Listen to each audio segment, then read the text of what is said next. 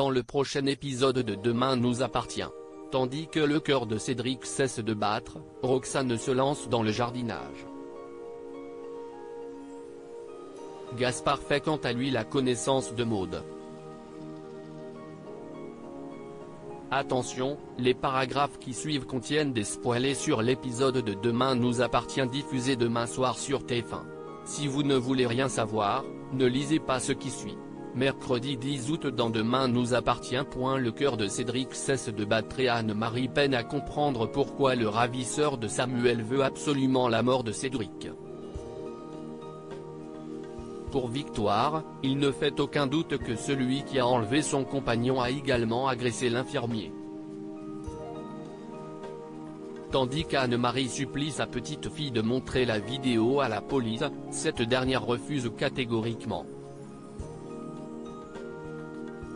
En effet, Victoire ne veut pas prendre le risque de mettre la vie de l'homme qu'elle aime en danger.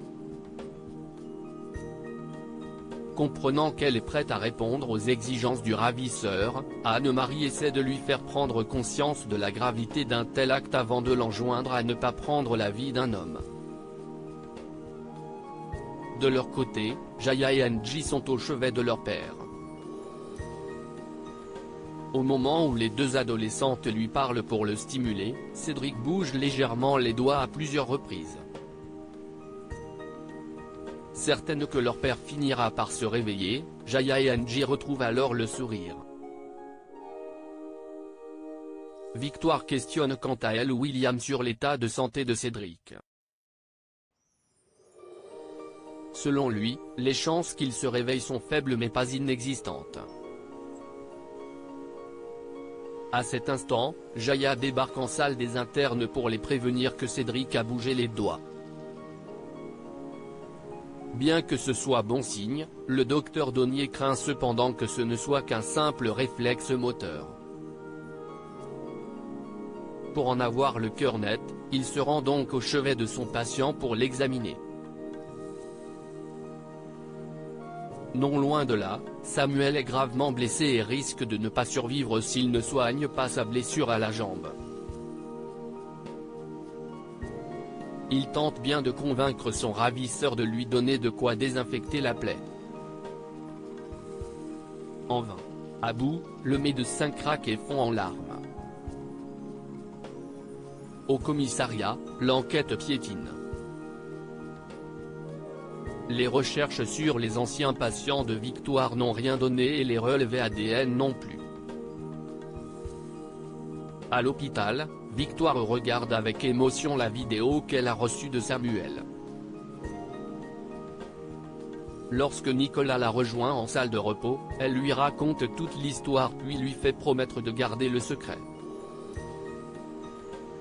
Par la suite, Victoire croise Benjamin dans les couloirs qui est sorti de sa garde à vue. Il encourage alors son ami à garder espoir. Une fois auprès de Cédric, Victoire ferme les stores puis semble bouleversée en sortant de la chambre peu après. En voyant Nour, elle lui dit combien elle est désolée que Cédric soit une victime collatérale.